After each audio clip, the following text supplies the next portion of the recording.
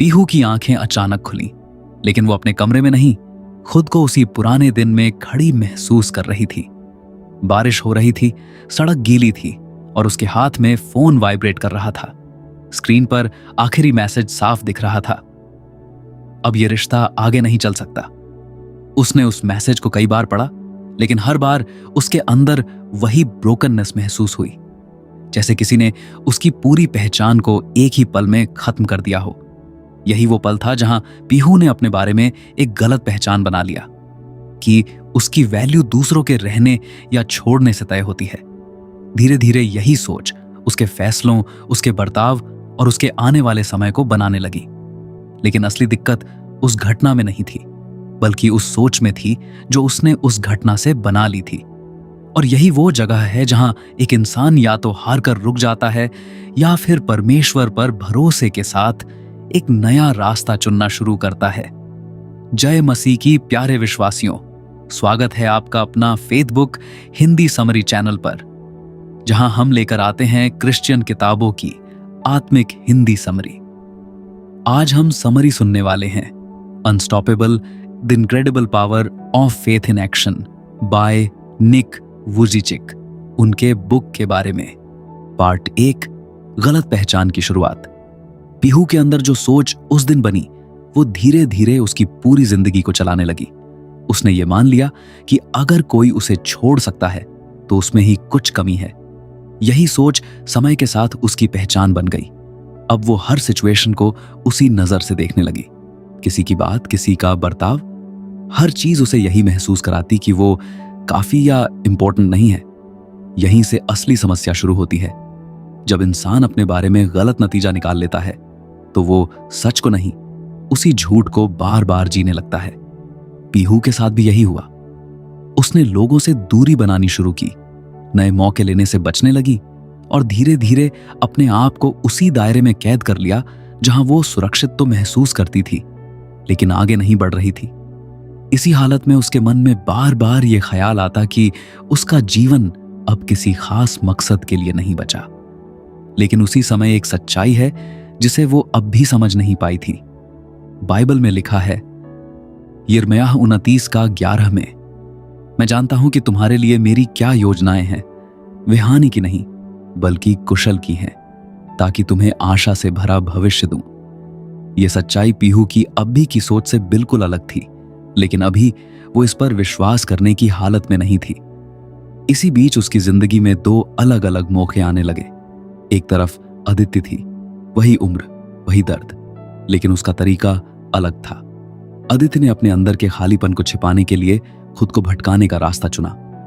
वो खुद को व्यस्त रखती, नए लोगों में खुद को उलझाए रखती, ताकि उसे अपने असली दर्द का सामना न करना पड़े। पीहू ने उसे देखा और कुछ समय के लिए उसे लगा कि शायद यही सही रास्ता है, दर्द से बचकर चलना। लेकिन अंदर कहीं उसे महसूस होता कि यह रास्ता सही समाधान नहीं है। दूसरी तरफ सुभाष था, उसका पुराना दोस्त, जो काफी समय बाद उससे दोबारा मिला। उसने पीहू में आए बदलाव को तुरंत पहचान लिया। उसने सीधे समझाने की कोशिश नहीं की, बल्कि एक दिन शांत तरीके से पूछा, तुम पहले जैसी क्यों नहीं रही? यह सवाल साधारण था, लेकिन पीहू के अंदर गहराई तक चला गया। धीरे धीरे सुभाष ने उसे एक प्रार्थना सभा में आने के लिए कहा। पीहू पहले हिचकिचाई, क्योंकि उसे लगा कि वहां जाने से कुछ बदलेगा नहीं, लेकिन अंदर एक छोटी सी इच्छा थी कि शायद उसे कोई दिशा मिले। वहीं उसकी मुलाकात चर्च की एक यूथ लीडर रिया से हुई। यूथ लीडर रिया ने बिना किसी जजमेंट के एक सीधी बात कही, इंसान की कीमत उसके ब्रोकननेस से कम नहीं होती, बल्कि कई बार वहीं से उसका असली मकसद शुरू होता है। ये बात सुनने में सरल लगी, लेकिन पीहू के लिए इसे स्वीकार करना आसान नहीं था, क्योंकि उसने अपने अनुभव के आधार पर उल्टा ही सच मान लिया था। थोड़ी देर बाद यूथ लीडर रिया ने एक वचन साझा किया, जो इस बार पीहू के अंदर पहले से थोड़ा ज्यादा गहराई तक गया। भजन संहिता 34:18 परमेश्वर टूटे मन वालों के पास रहता है और पिसे हुओं का उद्धार करता है। इस वचन ने एक नई संभावना को उसके सामने रखा। अगर परमेश्वर टूटे हुए लोगों के पास आता है तो इसका मतलब यह है कि उसकी हालत अंत नहीं है। जैसे कोई छात्र एक बार फेल हो जाए और फिर ये मान ले कि वो आगे कभी सफल नहीं हो सकता, तो वो कोशिश करना ही छोड़ देता है। असली समस्या उसकी काबिलियत में नहीं, बल्कि उसके बनाए हुए फैसले में होती है। पीहू के साथ भी यही हो रहा था। उसने एक अनुभव को अपनी पूरी सच्चाई बना लिया था। यूथ लीडर रिया ने उसे कोई बड़ा कदम उठाने के लिए नहीं कहा। उन्होंने बस एक छोटा सा अभ्यास सुझाया। हर दिन कुछ मिनट ये सोचने का अभ्यास करना कि परमेश्वर उसके बारे में क्या कहता है, न कि उसके हालात क्या कहते हैं। ये एक सरल अभ्यास था, लेकिन पीहू के लिए ये आसान नहीं था। जब भी वो कोशिश करती, उसके अंदर से वही पुरानी आवाज उठती जो उसे रोकती। लेकिन इस बार एक बदलाव था। अब उसके पास एक दूसरा विचार भी था, एक ऐसा विचार जिसे वो धीरे धीरे समझना और परखना चाहती थी। यहीं से उसकी यात्रा का पहला कदम शुरू हुआ। अभी बदलाव पूरी तरह नहीं आया, लेकिन उसने पहली बार अपनी सोच को चुनौती देना शुरू किया। और यही वो पॉइंट है जहां से विश्वास धीरे धीरे काम में बदलना शुरू करता है। लेकिन आगे उसे अपने अंदर छिपी उस गहरी निराशा का सामना करना था, जिसे वो अब तक नजरअंदाज करती आई थी। पार्ट 2, निराशा का सामना और पहला निर्णय। पीहू ने उस छोटे अभ्यास को जारी रखने की कोशिश की, लेकिन जैसे जैसे वो अपनी सोच को बदलने की ओर बढ़ी, उसके अंदर की विरोधी आवाज और तेज होने लगी। अब वो पहले की तरह अनजाने में नहीं जी रही थी, बल्कि हर ख्याल उसे साफ सुनाई देने लगा। एक तरफ वो सच्चाई जो उसने सुनी थी, और दूसरी तरफ वो पुरानी सोच जो उसे नीचे खींचती थी। यहीं पर उसे पहली बार महसूस हुआ कि असली लड़ाई बाहर नहीं, बल्कि उसके अंदर चल रही है। सुबह जब वो कुछ मिनट शांत बैठती, तो वो कोशिश करती कि अपने बारे में वैसा सोचे जैसा उसे सिखाया गया था। लेकिन कुछ ही पल बाद उसके दिमाग में वही पुरानी बातें आने लगती। बीते समय की यादें, रिजेक्शन के पल और वो फैसले जो उसने खुद के बारे में बना लिया था। इस बार उसने एक फर्क महसूस किया। पहले वो इन ख्यालों को बिना सोचे समझे मान लेती थी, लेकिन अब वो उन्हें पहचानने लगी थी। इसी दौरान यूथ लीडर रिया ने उसे एक जरूरी समझ दी। इंसान हमेशा वही नहीं सोचता जो सही है, लेकिन वो ये चुन सकता है कि वो किस सोच को सच मानेगा। कुछ दिन बाद जब पीहू फिर उनसे मिली, तो यूथ लीडर रिया ने उससे पूछा, जब तुम्हारे मन में नेगेटिव ख्याल आते हैं, तो तुम तुरंत उन्हें सच मान लेती हो या उन्हें परखती हो? यह सवाल सीधा था, लेकिन पीहू के लिए गहरा था। उसने महसूस किया कि अब तक उसने हर ख्याल को बिना जांचे परखे सच मान लिया था।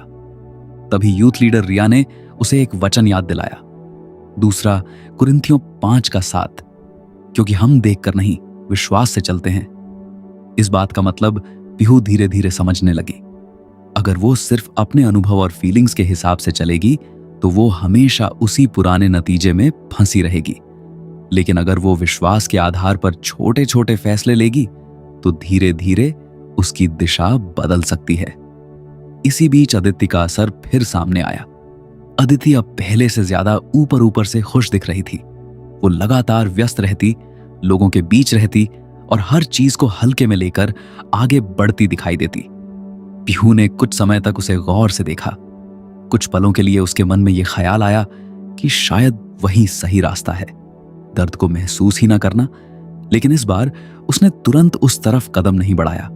उसने अपने आप से एक प्रैक्टिकल सवाल पूछा, क्या यह रास्ता सच में मुझे ठीक करेगा या सिर्फ कुछ समय के लिए मुझे मेरे दर्द से दूर रखेगा?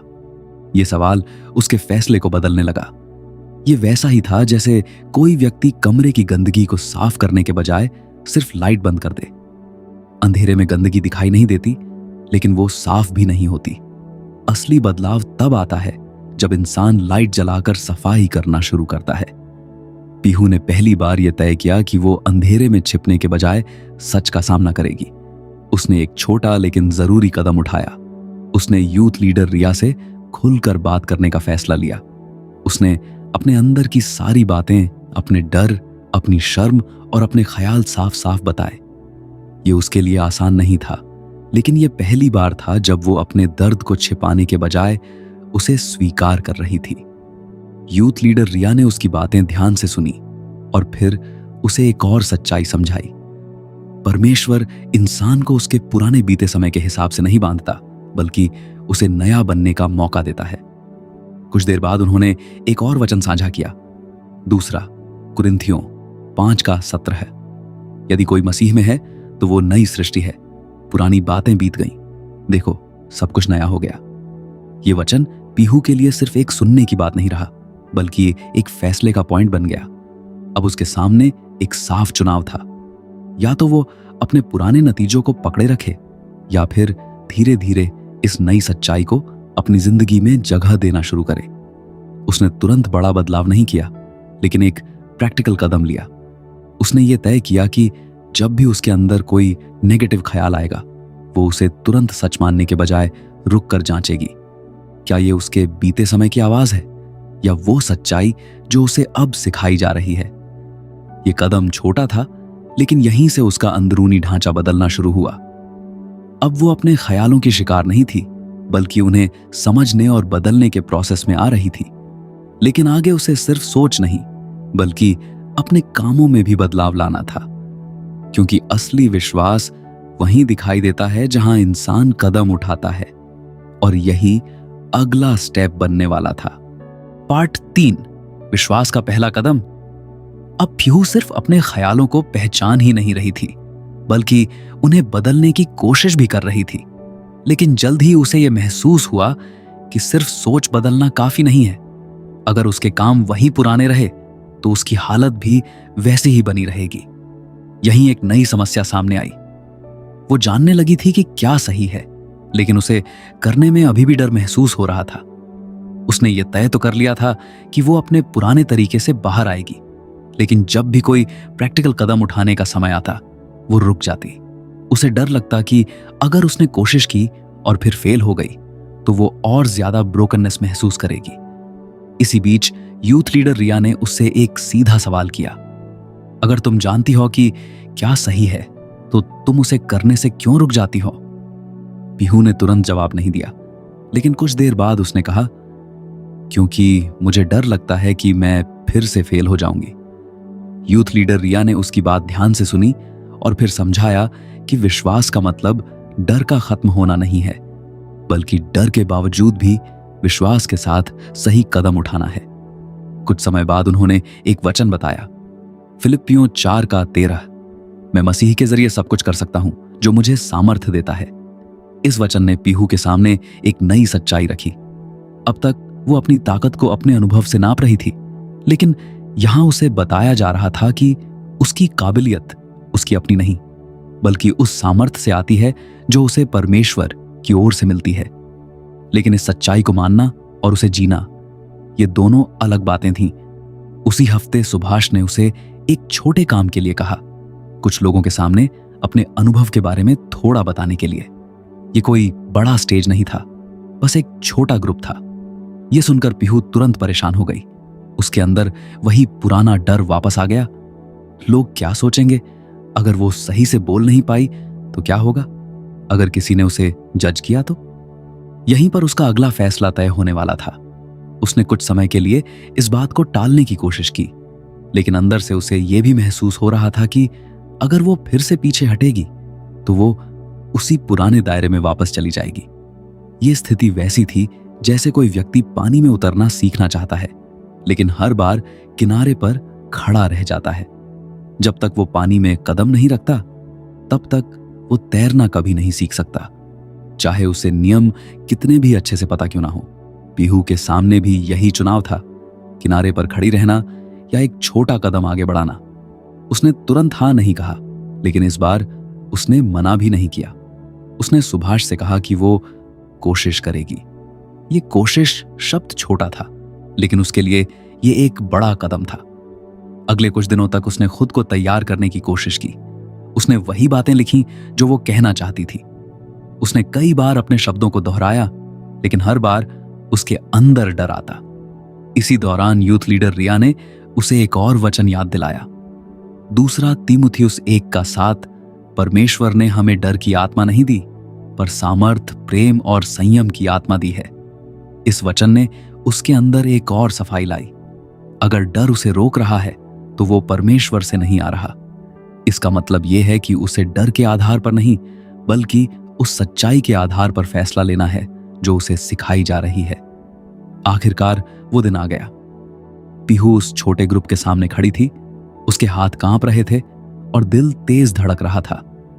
कुछ सेकंड के लिए उसने सोचा कि वो वापस बैठ जाए, लेकिन इस बार उसने खुद को रोका नहीं। उसने धीरे धीरे बोलना शुरू किया। शुरुआत में उसके शब्द थोड़े डगमगा रहे थे, लेकिन जैसे जैसे वो आगे बढ़ी, उसका डर थोड़ा कम होने लगा। उसने कोई परफेक्ट बात नहीं कही, लेकिन उसने सच्चाई कही, और यही उसका पहला असली कदम था। जब वो बैठी तो उसे तुरंत कोई बड़ी जीत महसूस नहीं हुई, लेकिन अंदर एक छोटा सा बदलाव जरूर महसूस हुआ। उसने पहली बार डर के बावजूद कदम उठाया था। यह कदम छोटा था, लेकिन यहीं से उसकी यात्रा एक नए लेवल पर पहुंची। अब वो सिर्फ सोच नहीं बदल रही थी, बल्कि अपने कामों को भी बदलना शुरू कर रही थी। लेकिन आगे उसे एक और चुनौती का सामना करना था। क्या वो इस नए रास्ते पर लगातार बनी रह पाएगी, या फिर पुराने तरीके उसे वापस खींच लेंगे?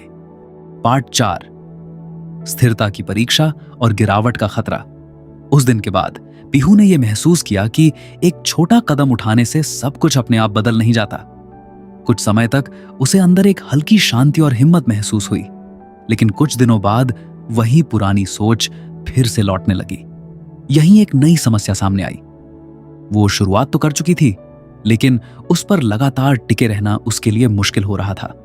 शुरुआत में उसने जो अभ्यास किया था वो धीरे धीरे कम होने लगा। कुछ दिन वो सुबह बैठकर अपने ख्यालों को परखती, लेकिन फिर कभी देर हो जाती, कभी मन नहीं करता, और धीरे धीरे वो पुरानी पैटर्न में वापस जाने लगी। इसी बीच उसने अदिति को फिर देखा। अदिति अब और ज्यादा खुलेपन के साथ अपनी जिंदगी जीती दिख रही थी। उसे किसी चीज की चिंता नहीं दिखती थी।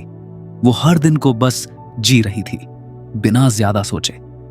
पीहू के अंदर एक बार फिर वही सवाल उठा, क्या इतना सोचने और बदलने की कोशिश करने का इसका कोई फायदा है? यहीं पर सबसे बड़ा खतरा होता है। जब इंसान सही रास्ते पर चलना शुरू करता है तो कुछ समय बाद उसे लगता है कि शायद ये रास्ता बहुत कठिन है, और वो पुराने आसान रास्ते की ओर खींचने लगता है। इसी समय यूथ लीडर रिया ने उसे एक जरूरी बात समझाई। विश्वास एक बार का फैसला नहीं है, बल्कि हर दिन का चुनाव है। उन्होंने उसे समझाते हुए कहा कि अगर इंसान अपने विश्वास को रोजाना मजबूत नहीं करता तो वो धीरे धीरे कमजोर होने लगता है।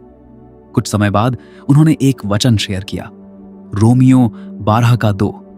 इस संसार के अनुसार अपने आप को न ढालो, बल्कि तुम्हारे मन के नए हो जाने से तुम्हारा चाल चलन भी बदलता जाए। ये वचन पीहू के लिए एक साफ दिशा लेकर आया। अगर वो अपनी सोच को लगातार नया नहीं बनाएगी तो वो अपने पुराने पैटर्न में वापस चली जाएगी। लेकिन ये समझ अभी भी उसके लिए एक चैलेंज बनी रही। एक दिन ऐसा आया जब उसने पूरा दिन अपने पुराने तरीके से बिताया। उसने न तो अपने ख्यालों को जांचा परखा, न ही उस अभ्यास को किया जो उसे बताया गया था। दिन के अंत में वो फिर वही खालीपन और परेशान महसूस करने लगी। यहीं उसे यह एहसास हुआ कि बदलाव अपने आप नहीं टिकता, उसे बनाए रखना पड़ता है। जैसे कोई व्यक्ति अपनी सेहत के लिए कसरत शुरू करता है तो कुछ दिन में उसे फर्क महसूस होता है, लेकिन अगर वो बीच में ही छोड़ दे तो उसका शरीर फिर से उसी पुरानी हालत में लौट जाता है। बदलाव तब तक बना रहता है जब तक उसे लगातार जारी रखा जाए। पीहू ने इस बात को अपनी जिंदगी में देखना शुरू किया। अगले दिन उसने एक छोटा लेकिन जरूरी फैसला लिया। वो बड़े बदलाव के बारे में नहीं सोचेगी, बल्कि छोटे छोटे स्टेप्स को नियम से करेगी। उसने अपने दिन की शुरुआत फिर से उसी अभ्यास से की। इस बार उसने सब कुछ परफेक्ट करने की कोशिश नहीं की, बल्कि लगातार करने पर ध्यान दिया। इसी दौरान यूथ लीडर रिया ने उसे एक और वचन याद दिलाया, गलातियों 6:9। हम भलाई करने में हिम्मत न हारें, क्योंकि यदि हम ढीले ना हो तो ठीक समय पर फसल काटेंगे। इस वचन ने उसे यह समझने में मदद की कि तुरंत नतीजा न दिखने का मतलब ये नहीं है कि कुछ हो नहीं रहा। कई बार बदलाव अंदर धीरे धीरे होता है और उसका फल समय के साथ दिखाई देता है। अब पीहू ने अपने लिए एक प्रैक्टिकल तरीका अपनाया। उसने अपने दिन में कुछ पक्का समय तय किया, सुबह कुछ मिनट अपने ख्यालों को परखने के लिए और रात को दिन भर के अनुभव को समझने के लिए। ये कोई बड़ा या कठिन काम नहीं था, लेकिन ये उसे स्थिर रखने में मदद करने लगा। धीरे धीरे उसने यह महसूस किया कि उसके अंदर की आवाज बदलने लगी है। पुरानी सोच अब भी आती थी, लेकिन अब वो उसे तुरंत सच नहीं मानती थी, बल्कि रुककर उसे परखने लगती थी। अब वो हर बार तुरंत नहीं गिरती थी, लेकिन अभी उसकी यात्रा पूरी नहीं हुई थी, क्योंकि अगला कदम और भी गहरा था। अब उसे सिर्फ अपने लिए नहीं, बल्कि दूसरों के लिए भी खड़ा होना सीखना था। और वहीं से उसकी पहचान सिर्फ हीलिंग तक सीमित नहीं रहेगी, बल्कि मकसद की ओर बढ़ेगी।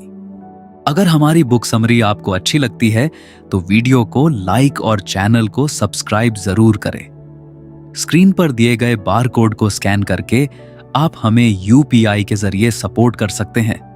साथ ही आप हमारे चैनल का मेंबरशिप भी ज्वाइन कर सकते हैं, जहां आपको मिलेंगी बुक्स की प्रीमियम कंटेंट। ज्वाइन बटन पर क्लिक करें और अपनी सीखने की यात्रा को बेहतर बनाएं। चलिए अब समरी के अगले हिस्से की तरफ बढ़ते हैं। पार्ट 5, दर्द से सेवा तक पहला कदम। धीरे धीरे पीहू ने अपने अंदर एक स्थिरता महसूस करनी शुरू की, लेकिन अब उसके सामने एक नया सवाल खड़ा हुआ। क्या यह बदलाव सिर्फ उसके लिए है या इसका कोई बड़ा मकसद भी है? अब तक वो अपने दर्द से बाहर निकलने के प्रोसेस में थी, लेकिन उसने कभी ये नहीं सोचा था कि उसका अनुभव किसी और के काम आ सकता है। इसी बीच एक दिन सुभाष ने उससे एक बात कही। उसने बताया कि उनके आसपास एक लड़की है जो उसी तरह के इमोशनल स्ट्रगल से गुजर रही है जैसा पीहू पहले झेल चुकी है। उसने पीहू से पूछा कि क्या वो उससे बात करने के लिए तैयार है। यह सुनकर पीहू तुरंत परेशान हो गई। उसे लगा कि वो अभी खुद पूरी तरह संभली नहीं है, तो वो किसी और की मदद कैसे कर सकती है। यहीं एक नई समस्या सामने आई। वो खुद को अभी भी तैयार नहीं मान रही थी। उसे डर था कि अगर उसने किसी की मदद करने की कोशिश की और वो सही से नहीं कर पाई, तो वो खुद भी वापस उसी पुरानी जगह पर गिर सकती है। इसी समय यूथ लीडर रिया ने उसे एक गहरी बात समझाई। परमेश्वर किसी को पूरी तरह परफेक्ट होने के बाद इस्तेमाल नहीं करता, बल्कि उसी प्रोसेस में उसे इस्तेमाल करना शुरू करता है। उन्होंने उसे समझाया कि कई बार इंसान अपने आप को कम आंकता है, जबकि परमेश्वर उसी को चुनता है जो तैयार नहीं लगता। कुछ देर बाद उन्होंने एक वचन साझा किया, 2 कुरिन्थियों 12:9। मेरा अनुग्रह तेरे लिए बहुत है, क्योंकि मेरी शक्ति निर्बलता में सिद्ध होती है। ये वचन पीहू के लिए एक नया नजरिया लेकर आया। अब तक वो अपनी कमजोरी को अपनी सीमा मान रही थी, लेकिन यहां उसे बताया जा रहा था कि वही कमजोरी उसकी ताकत बन सकती है। फिर भी उसके अंदर हिचकिचाहट बनी रही। उसी दौरान उसने अदिति को फिर देखा। अदिति अब अपने दर्द से पूरी तरह भाग चुकी थी। वो हर चीज को हल्के में लेकर आगे बढ़ रही थी, लेकिन उसके अंदर की गहराई कहीं खो चुकी थी। पीहू ने यह महसूस किया कि अदिति का रास्ता बाहर से आसान दिखता है, लेकिन उसमें सच्चाई और स्थिरता नहीं है। इस बार पीहू ने खुद से एक साफ सवाल पूछा, क्या मैं भी सिर्फ अपने लिए ठीक होना चाहती हूं, या मैं सच में किसी और के काम आ सकती हूं? यह वैसा था जैसे कोई व्यक्ति अंधेरे कमरे से बाहर निकलकर रोशनी में आ जाए। अगर वो दरवाजा बंद कर दे तो सिर्फ वही रोशनी में रहेगा, लेकिन अगर वो दरवाजा खुला छोड़ दे तो दूसरे लोग भी उस रोशनी तक पहुंच सकते हैं। पीहू ने पहली बार यह समझा कि उसका बदलाव सिर्फ उसके लिए नहीं है। उसने तुरंत बड़ा कदम नहीं उठाया, लेकिन उसने सुभाष से कहा कि वो उस लड़की से मिलने के लिए तैयार है। जब वो उस लड़की से मिली तो उसने कोई बड़ी सलाह देने की कोशिश नहीं की। उसने बस अपने अनुभव को सरल तरीके से शेयर किया। कैसे उसने अपने बारे में गलत सोच बना ली थी और कैसे वो धीरे धीरे उसे बदलने की कोशिश कर रही है। उसने ये भी साफ कहा कि वो अभी भी सीख रही है और उसके पास सारे जवाब नहीं है। ये ईमानदारी उस बातचीत की सबसे बड़ी ताकत बनी। बातचीत के दौरान उसे महसूस हुआ कि वो जिसे पहले कमजोरी समझती थी, वही अब किसी और के लिए उम्मीद बन रही है। कुछ समय बाद यूथ लीडर रिया ने उसे एक और वचन याद दिलाया, 2 कुरिन्थियों 1:4। वो हमारे सब क्लेशों में शांति देता है, ताकि हम उस शांति के कारण जो परमेश्वर हमें देता है उन्हें भी शांति दे सके, जो किसी प्रकार के क्लेश में हो। इस वचन ने पीहू के अंदर एक नई स्पष्टता लाई। उसका दर्द बेकार नहीं था, बल्कि वो एक जरिया बन सकता है। अब उसने एक नया प्रैक्टिकल कदम लिया। उसने तय किया कि वो सिर्फ अपनी हीलिंग पर नहीं रुकेगी, बल्कि जहां भी उसे मौका मिलेगा वो अपने अनुभव को साझा करेगी, सिंपल, ईमानदार और बिना दिखावे के। ये कदम छोटा था, लेकिन यहीं से उसकी यात्रा एक नए लेवल पर पहुंचने लगी।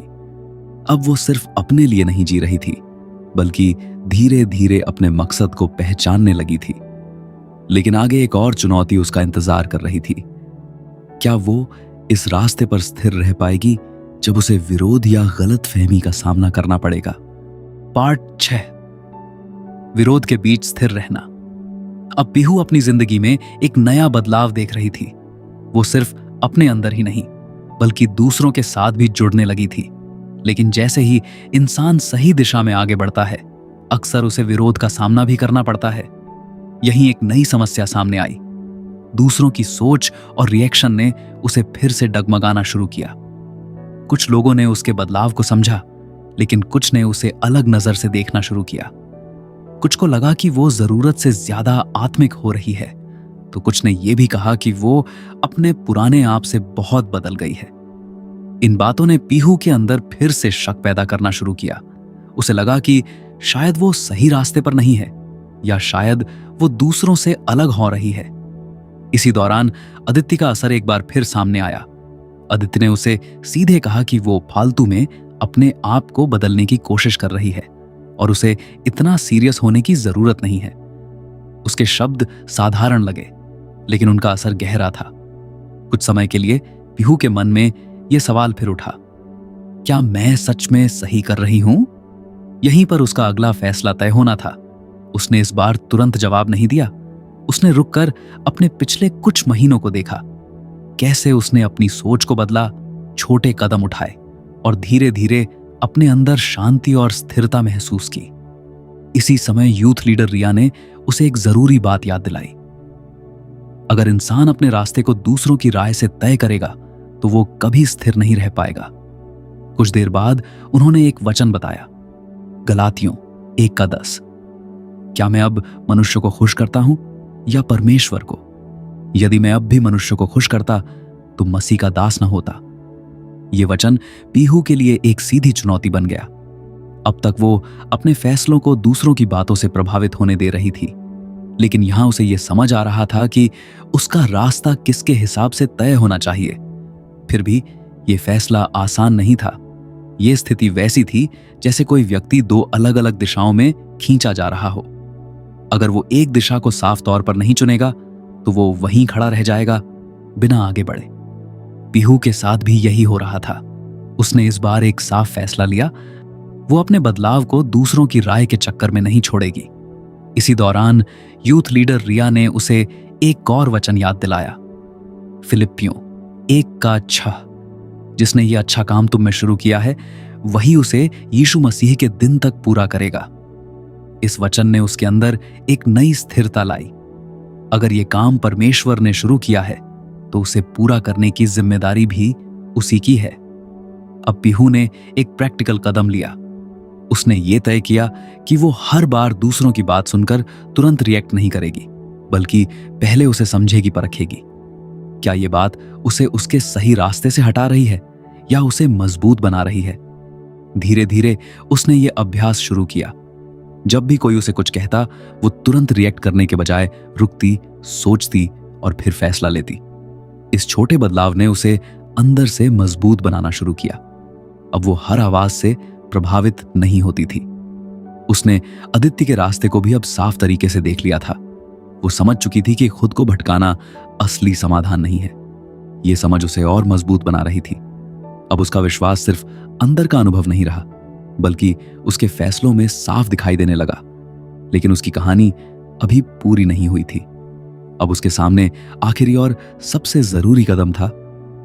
क्या वो इस बदलाव को अपनी पहचान बना पाएगी, या ये सिर्फ एक समय की बात बनकर रह जाएगा? पार्ट 7, पहचान से उद्देश्य तक। अब पीहू के अंदर एक स्थिरता आ चुकी थी, लेकिन उसके सामने एक आखिरी और सबसे गहरा सवाल खड़ा था। क्या यह बदलाव सिर्फ एक समय की बात है या अब यही उसकी नई पहचान बनेगी? अब तक उसने अपनी सोच को बदला, छोटे छोटे कदम उठाए और दूसरों की मदद करना भी शुरू किया। लेकिन अब उसे यह तय करना था कि वो इस रास्ते पर पूरी तरह चलेगी या नहीं। यहीं एक नई समस्या सामने आई, कमिटमेंट का डर।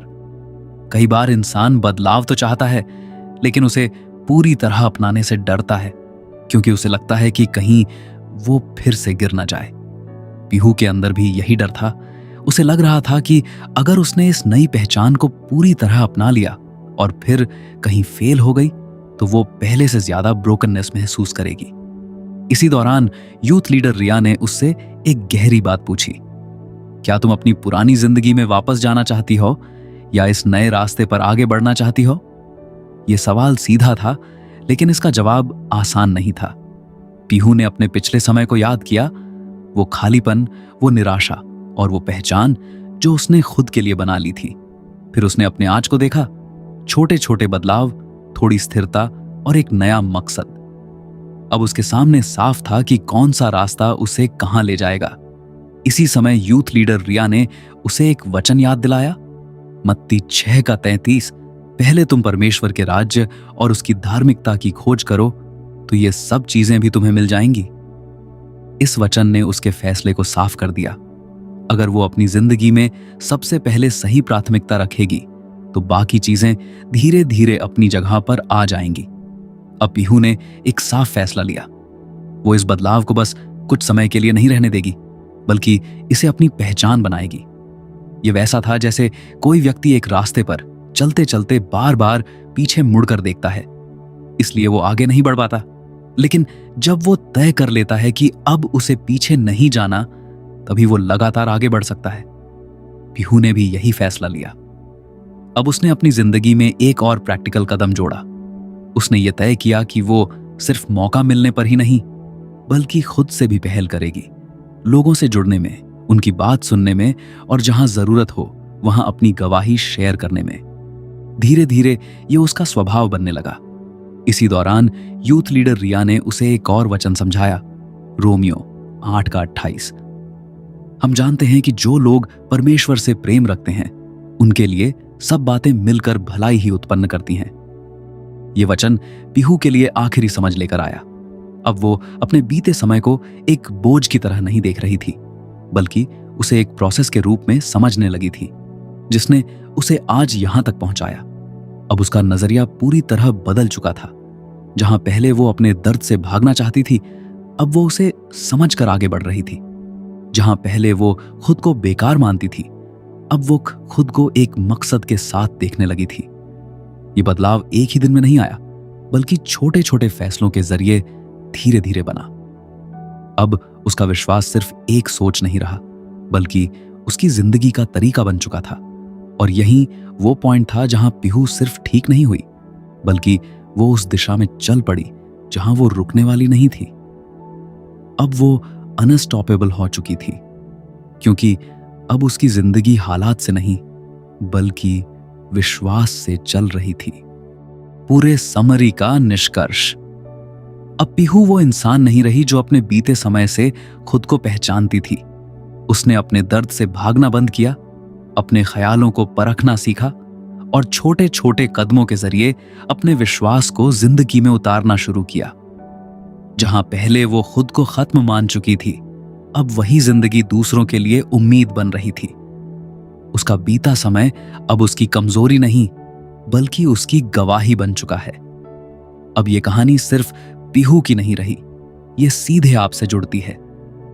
हो सकता है आपकी जिंदगी में भी कुछ ऐसी बातें हुई हों जिन्होंने आपको ये मानने पर मजबूर किया हो कि आप काफी नहीं हैं या आपकी जिंदगी किसी खास मकसद के लिए नहीं है। लेकिन सच्चाई ये है कि हालात आपकी पहचान तय नहीं करते और न ही आपका बीता समय आपके आने वाले समय को रोक सकता है, जब तक आप उसे आखिरी सच मानना बंद कर दें। इस पूरी बुक समरी से कुछ बहुत ही प्रैक्टिकल बातें निकलकर सामने आती हैं। सबसे पहले, अपने बारे में बनाए गए हर नेगेटिव नतीजे को पहचानना जरूरी है। हर सोच सच नहीं होती, कुछ सिर्फ पुराने अनुभवों का साया होती है। दूसरा, हर ख्याल को तुरंत मान लेने के बजाय उसे परखना सीखिए। खुद से पूछिए, क्या ये मुझे आगे बढ़ा रहा है या रोक रहा है? तीसरा, विश्वास को सिर्फ महसूस करने तक सीमित न रखें, बल्कि छोटे छोटे कदमों में बदलें। बदलाव हमेशा एक्शन से शुरू होता है, न कि सिर्फ सोच से। चौथा, अपने दर्द को बेकार न समझें। वही अनुभव किसी और के लिए उम्मीद बन सकता है, अगर आप उसे सही तरीके से इस्तेमाल करें। यह रास्ता आसान नहीं होता, लेकिन यही वो रास्ता है जो इंसान को अंदर से मजबूत बनाता है। अब फैसला आपके हाथ में है। क्या आप अपने पुराने नतीजों के साथ वही जिंदगी जीते रहेंगे, या फिर एक एक कदम लेकर उस नई जिंदगी की ओर बढ़ेंगे जो आपके लिए मुमकिन है? क्योंकि जब इंसान अपने विश्वास को सच में जीना शुरू करता है, तब कोई भी स्थिति उसे रोक नहीं सकती। वो सच में अनस्टॉपेबल बन जाता है। तो दोस्तों, आज की book unstoppable the incredible power of faith in action by Nick Vujicic की समरी यहीं समाप्त होती है। अगर इस वीडियो से आपको आशीष मिली है तो एक लाइक करें, कमेंट में लिखिए, मैं अपने फेथ को अनस्टॉपेबल बनाऊंगा, या फिर वो गवाही जो आज आपने इस वीडियो से पाई है। साथ ही वीडियो को शेयर करें, चैनल को सब्सक्राइब करें, ताकि हर हफ्ते नई आत्मिक किताब की समरी सबसे पहले आपके पास पहुंचे। आप हमें यूपीआई के जरिए सपोर्ट कर सकते हैं और हमारे चैनल का मेंबरशिप भी ज्वाइन कर सकते हैं। धन्यवाद प्यारे विश्वासियों। प्रभु यीशु मसीह आपको आशीष दें। मिलते हैं अगले वीडियो में एक नई किताब के साथ, यहीं आपका अपना faith book Hindi summary channel पर। जय मसीह की।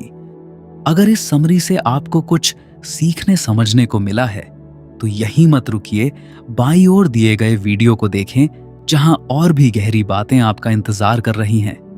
दाईं ओर की प्लेलिस्ट जरूर देखें, क्योंकि उसमें वह सीख है जो आपके जीवन को नई दिशा दे सकती है।